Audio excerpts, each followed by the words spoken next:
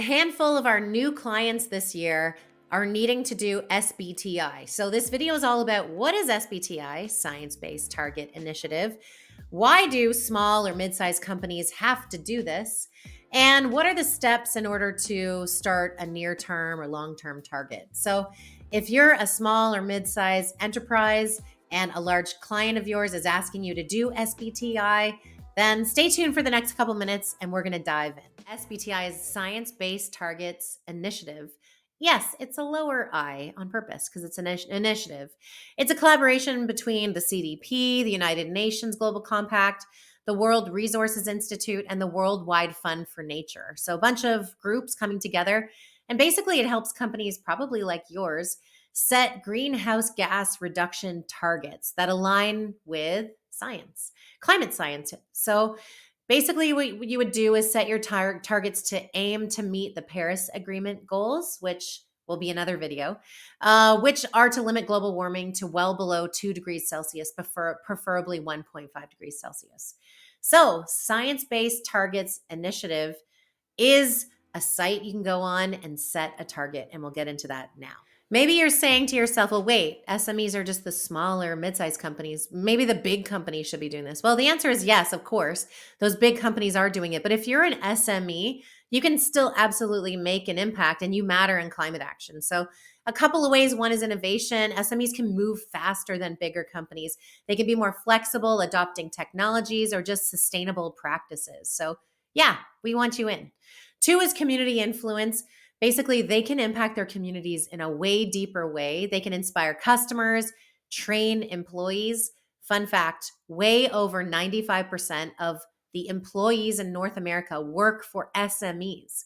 So if we can get them moving, that's genius. And number three is just operational efficiency. By setting science-based targets, which is what SBTi is, you can enhance your operational efficiency. So this means, in regular terms, you'll be more profitable because you'll be coming up with ways to save costs on, let's say, energy consumption, for example, and also reduce emissions. Just take a tour of SBTi's website. So feel free to hop in. There's a bunch of things you can learn. They just appointed a new CEO. It talks a little bit about how businesses are doing greenhouse gas target setting. It talks a little bit about what the SBTi is. It talks about how many businesses around the world are committing. Over 7,000 businesses across regions and industries have set emission reduction targets grounded in science, which is pretty cool. And then just a little bit about them. We've already talked about them, but they're partners with the CDP, Global Compact, We Mean Business, World Resources Institute, and WWF. So the thing that you're going to want to do is learn more about setting a target. So we can click there right now. They actually have broken out a different web page called SBTi Services, where you can go and actually set your target. So we're going to talk about that in the next step. So when you go to sign up or set targets, they're going to ask you, are you a big company, a big corporation, or are you an SME? So what is the eligibility to be an SME? Because PS, you get to skip a step if you are. So you have to employ less than 250 people. Turnover needs to be under 50 million euros. Total assets under 25. And you can't be in a mandatory flagged sector.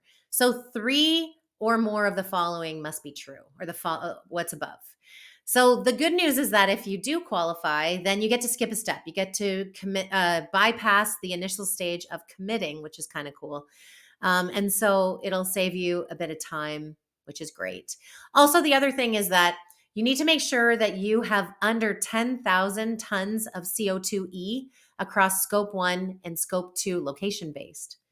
So you may not know what that is because you're new to SBTi and emissions tracking, but just know if your company is a big emitter, then they may flag you. You may not get to flow through quickly in SME category. But otherwise, it's nice and simple to get through. So what you do is you fill out the form online. You get to track what is your scope 1, what is your scope 2 emissions, and click enter, and they'll verify that you are an SME. So you're probably watching this video with varying knowledge of scope 1 and scope 2 emissions. Well, I'm not going to get into the detail of how to calculate that. For example, scope 2 emissions really looks at the energy consumption that you purchase or the energy you purchased as a company. So we would calculate for 12 months all of the energy consumption for all your business's locations. Then we would place an emissions factor on that. And that's how we would get that metric tons of CO2e I was talking about on the last slide. So all that work needs to be done. And then you can set a target on that. So, how can I reduce that number? Well, obviously, it could be energy reduction for scope 2, for example. So, that being said, let's talk about the 3 target setting options offered by SBTi. The first is near term targets. So, this could be something that should be achieved by 2030 from a predefined baseline year. So, we could say we're going to use 2024, and by 2030, we want to reduce scope 1 and 2 emissions by a certain percentage. So, usually SMEs lack the resources to calculate scope 3 emissions, which can be or feel like a can of worms. We'll talk about it in a different video. SMEs are given this first option to set near-term targets for scope 1 and scope 2. Option 2 is near-term maintenance targets. So this enables companies that have achieved net zero, scope 1 or scope 2, to sustain their efforts or continuously improve. So they can choose this option if they want to report progress annually still, and provide supporting documentation for target validation that they're maintaining or continuously improving. Third option is net zero targets. If you want to be eligible to have a net zero target, you must first set a near-term target, so option 1 above, and it has to align with the 1.5 degrees Celsius pathway we talked about. Remember, that was coming from the Paris Agreement.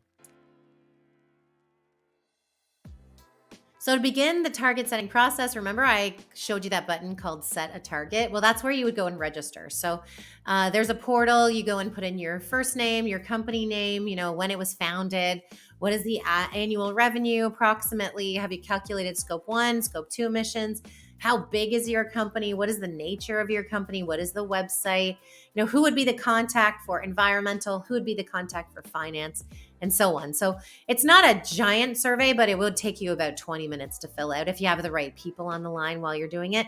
And then you click submit. So first step, register. Step 2 is commit. But remember, if you were paying attention, SMEs don't have to commit, so they can skip over this. So let's skip over this. All right, step 3 is develop. So this is, you need your emissions inventory, so you at least know scope 1 and scope 2 emissions. There's so many resources here. You need to come up with a way that you can figure out your near-term target or your longer-term target, net zero target. All right, step 4 is submit. So if you're an SME, you get to complete your submission directly in the validation portal with no need to access any other forms, which is great. So you take your targets, you put them in, you hit the submit button, and then you wait. You're asked to communicate. Step 5, communicate. So once your target is approved, then it will be published on the Science Based Target Initiative website. So you can actually go there now and search for companies that have already signed up for SBTi. The targets are usually published on a weekly basis, so you may have to wait a little bit. And then your company will receive this welcome pack with important information about how best to communicate. And then number 6 is disclose. So once your target has been approved and you've communicated it, you can't just stop there. You need to disclose emissions annually and monitor your progress toward achieving these targets. So in my brain, I'm seeing a spreadsheet of over time, year by year, your emissions currently and where you need them to be so that you can meet your near-term, long-term targets. When sustainability isn't your main job at the company you work for, but you have to figure out SBTi, can be a bit overwhelming. So they've tried to have really good resources on their website. There's guides and FAQs. They have webinars all the time or workshops, target validation application checklists for SMEs, and just FAQs. You can also talk to somebody like myself or any other sustainability consultant out there that's done SBTi before. Well, we hope this video was helpful to you. I have to say that, working with companies that have set SBTi, science-based targets, it is really fun when you get that email notification that your target has been approved and you can start talking about it with your employees, with your big customers, and so on. It's actually a really cool initiative to be part of as a company. If you ever have any questions, feel free to reach out. There's lots of good resources online as well. Thank you. I'm wishing you the best of luck with SBTi and have a great week. See you later.